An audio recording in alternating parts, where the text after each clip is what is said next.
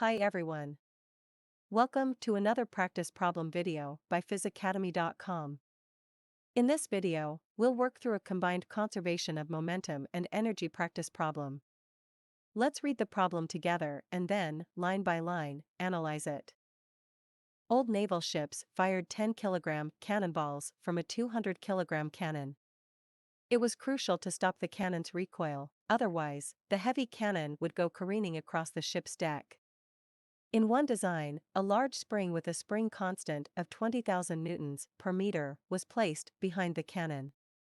The other end of the spring braced against a post firmly anchored to the ship's frame. Firing the cannon can compress the spring for 50 centimeters. At this stage, we can assume the cannonball is already fired and completely out of the cannon.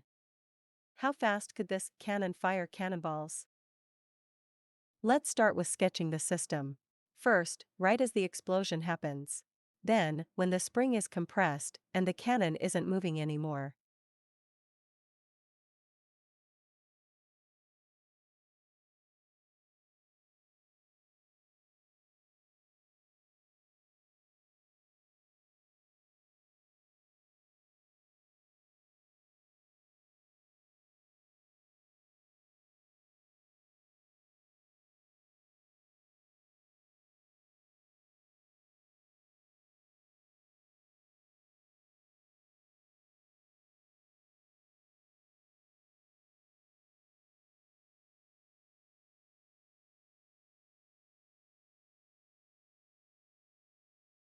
Alright, assuming the length of the spring before the explosion is L0. Then when it is totally compressed, it is L1. We can say the change in the length of the spring before and after the explosion is delta L, which equals 50 centimeters. Remember, this value is given to us, so we don't need to worry about what L0 and 1 are.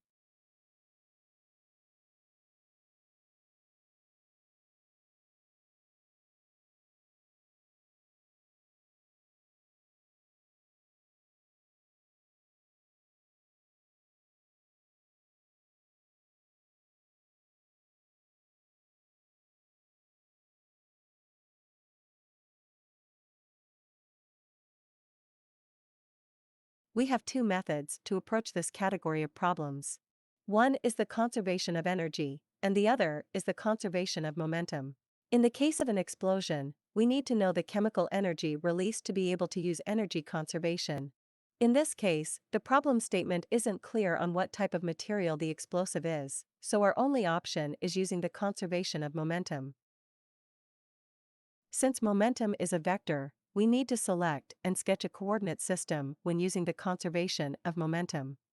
In this case, we can use a one-dimensional coordinate system as it is shown. Here, I use M0 to represent the cannon and M1 for the cannonball. Right after the explosion, M0 or cannon will be moving along the negative direction of the x-axis, and M1 or cannonball will be moving along the positive direction of the x-axis. In short, the conservation of momentum means the sum of all momentums at the given moment is a constant value and will remain the same through time.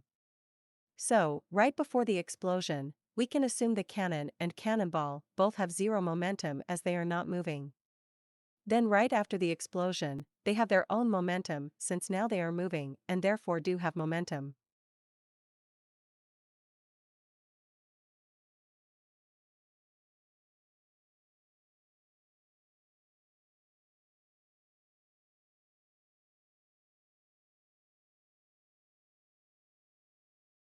Let's write the equations and reorganize them.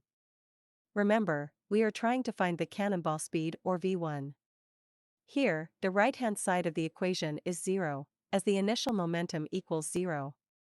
On the right-hand side, m0, the cannon's mass, and m1, the cannonball's mass, are given, but we don't have a numerical value for the cannon's speed or v0. So we need to figure out a way to find it, and this is where to consider the spring system, as maybe the answer is hidden somewhere in the second sequence of events. By the second section, we mean from right after the explosion to the point that the spring is totally compressed, and the cannon stops and doesn't move backward anymore.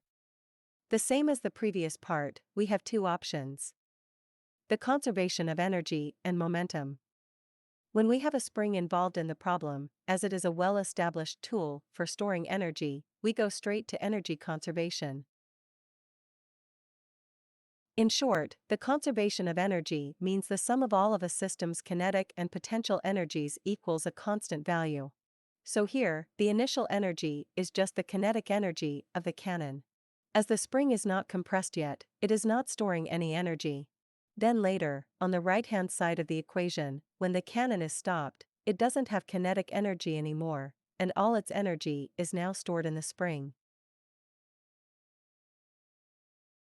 Let's write the kinetic and spring energy equations and see where it leads us.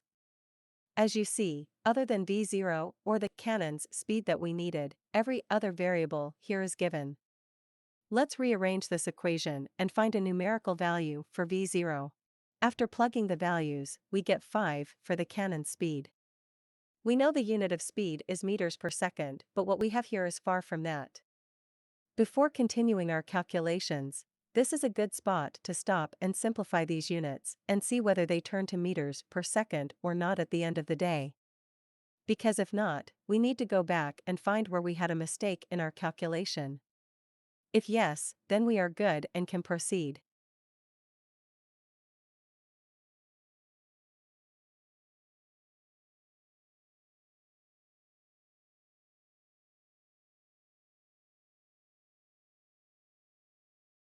Alright, now that everything turned out to be fine, we can plug this V0 of 5 meters per second into the first equation and calculate the cannonball speed. A very important note here is that the kinetic energy equation gives you the speed, not the velocity.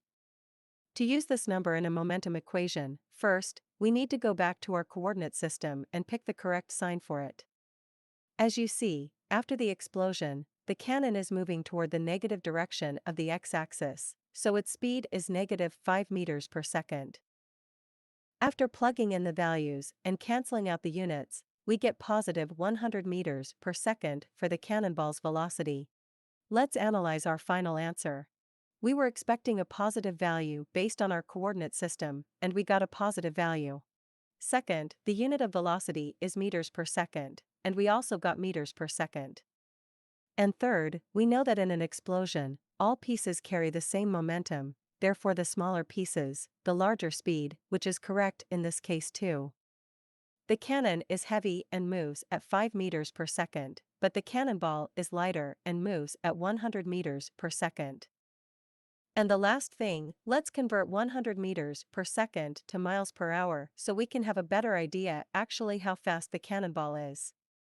Well, the answer is 223.694 miles per hour, which is very fast for an object with a mass of 10 kilograms.